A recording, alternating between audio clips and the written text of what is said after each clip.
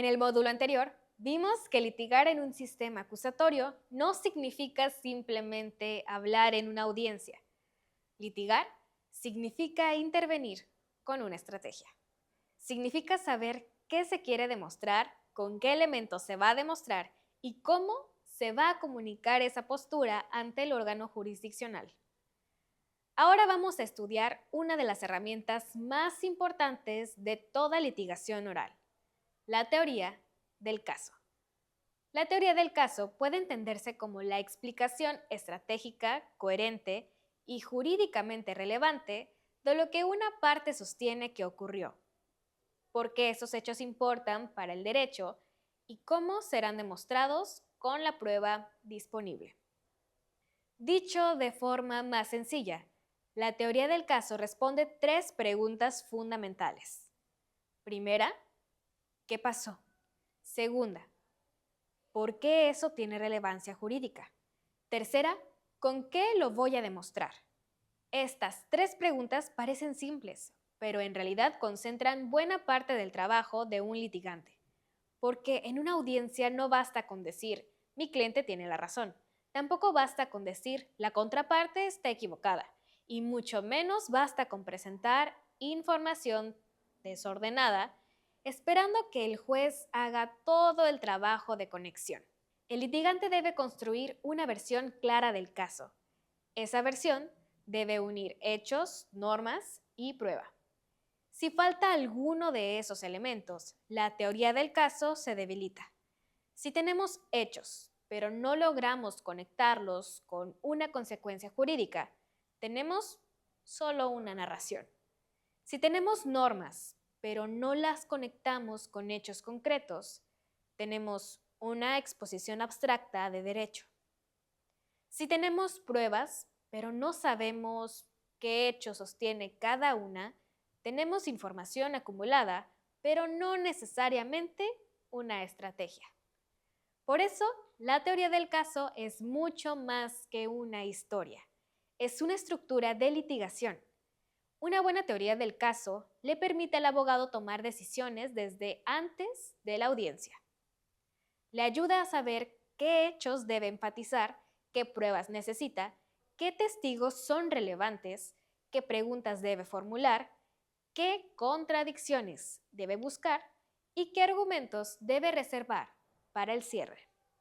También le ayuda a decidir qué no hacer. Esto es muy importante.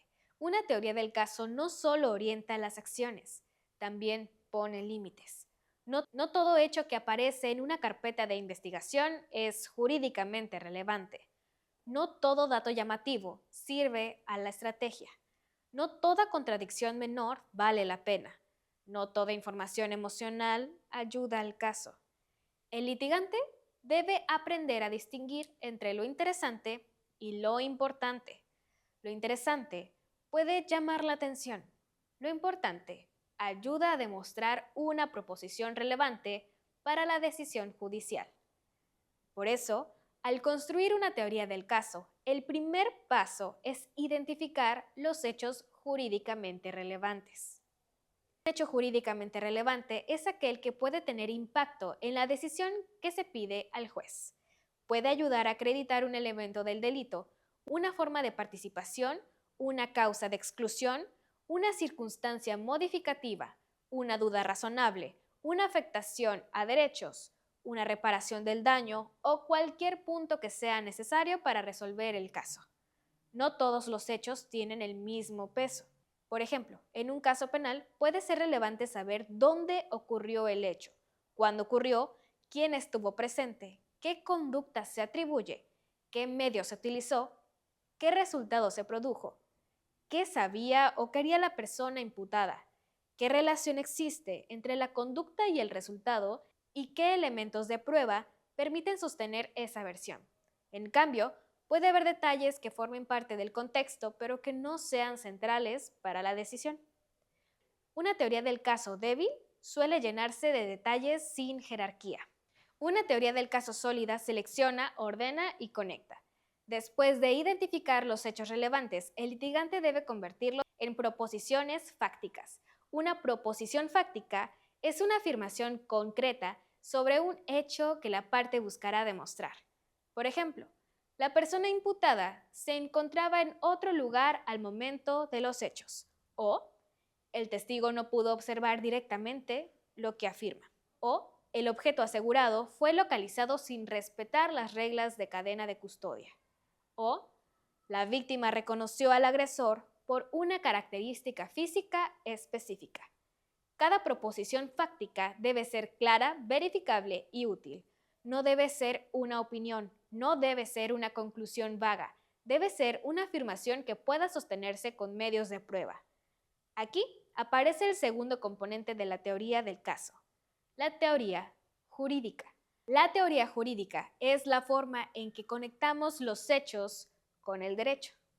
En el caso del Ministerio Público, por ejemplo, la teoría jurídica puede orientarse a demostrar que ciertos hechos se encuadran en un tipo penal, que existe participación de una persona determinada y que no hay una consecuencia que excluya el delito o la responsabilidad.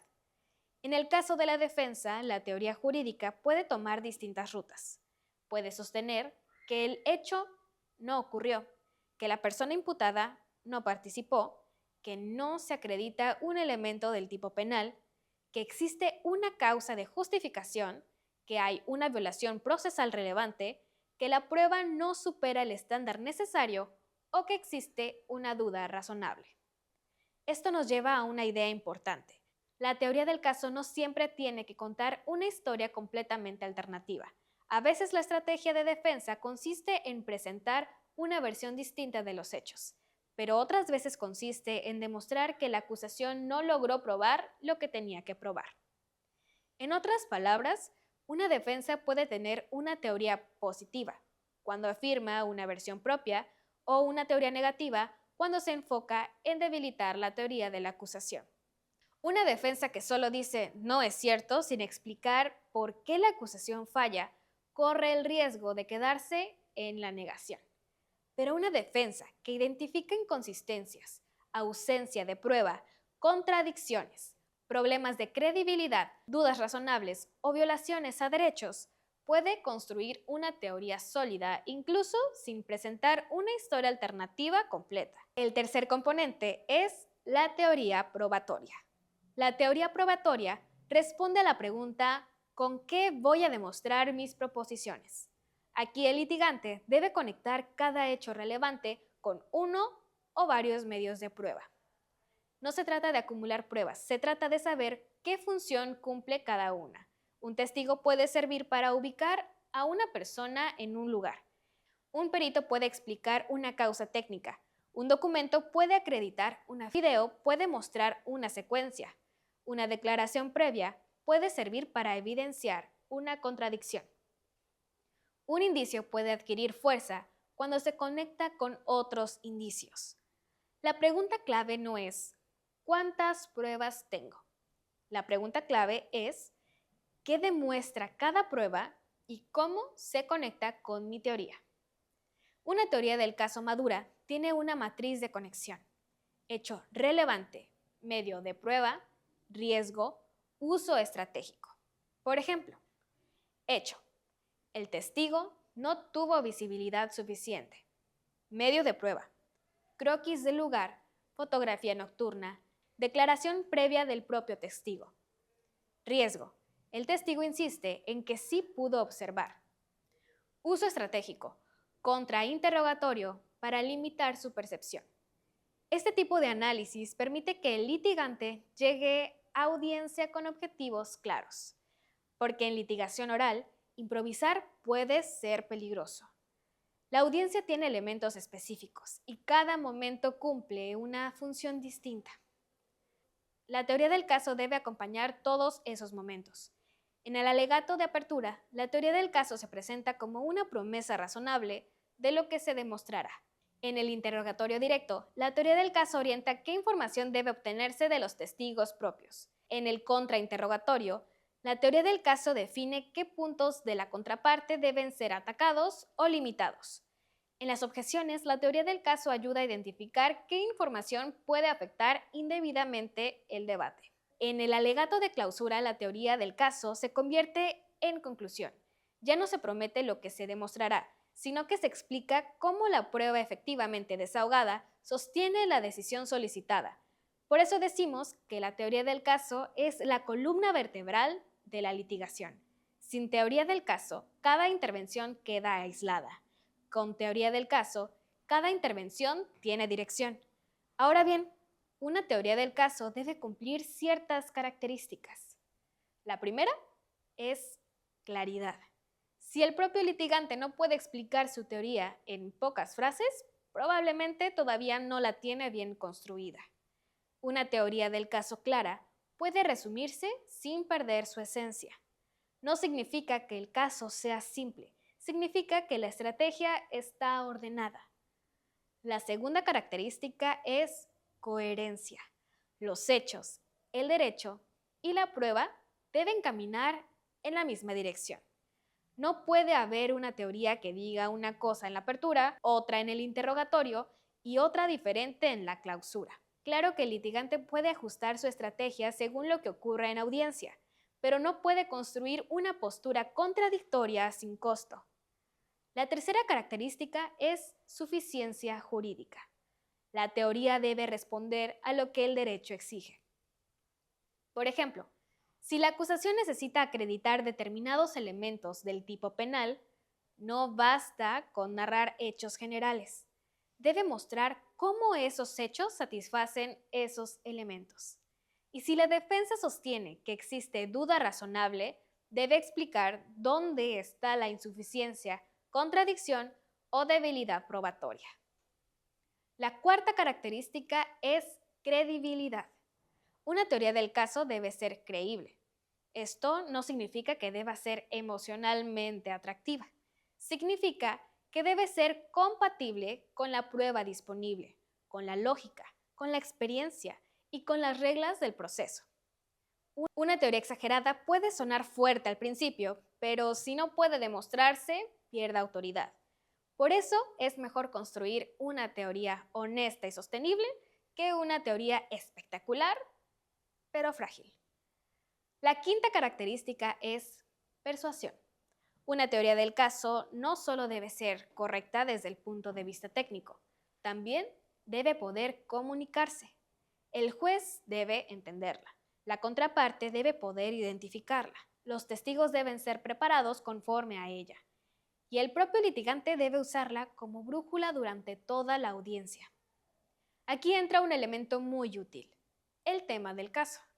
El tema del caso es una frase breve que resume la idea central de la teoría.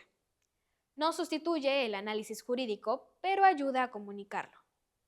Por ejemplo, este caso trata sobre una identificación poco confiable o este caso trata sobre una investigación incompleta o este caso trata sobre una agresión presenciada directamente por dos testigos independientes o este caso trata sobre una acusación que no supera la duda razonable.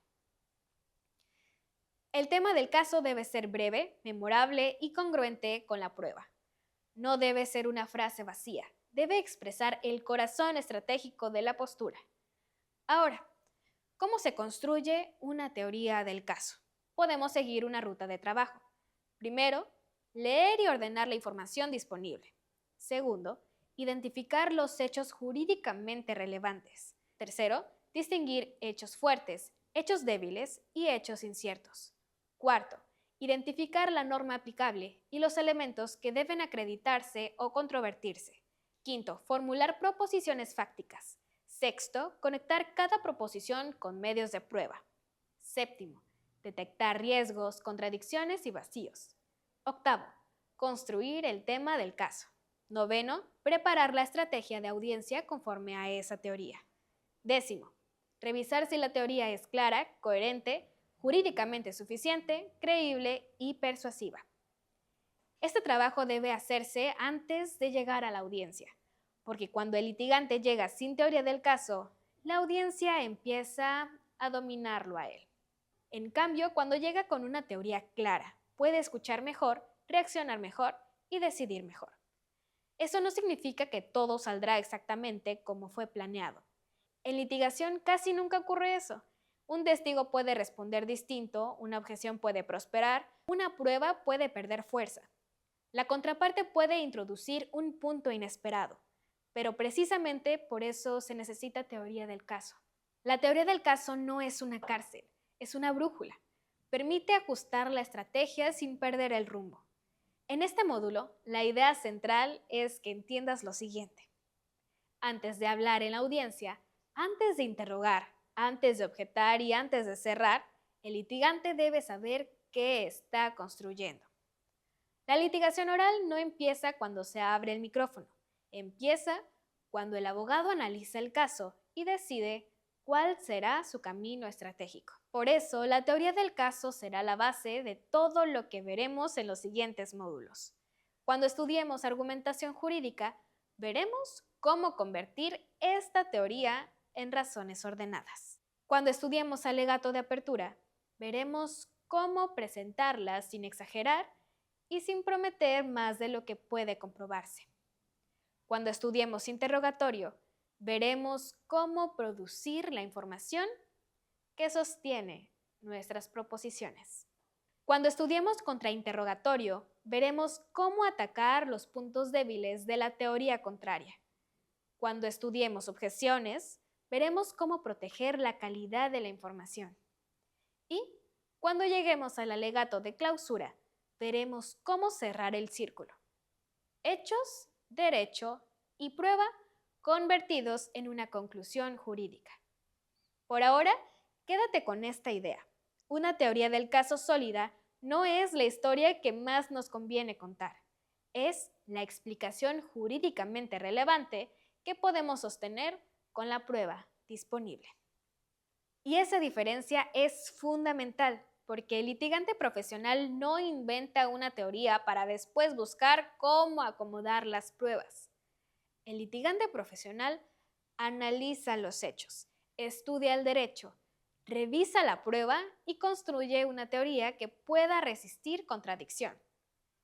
En el siguiente módulo, profundizaremos en la argumentación jurídica aplicada a la audiencia.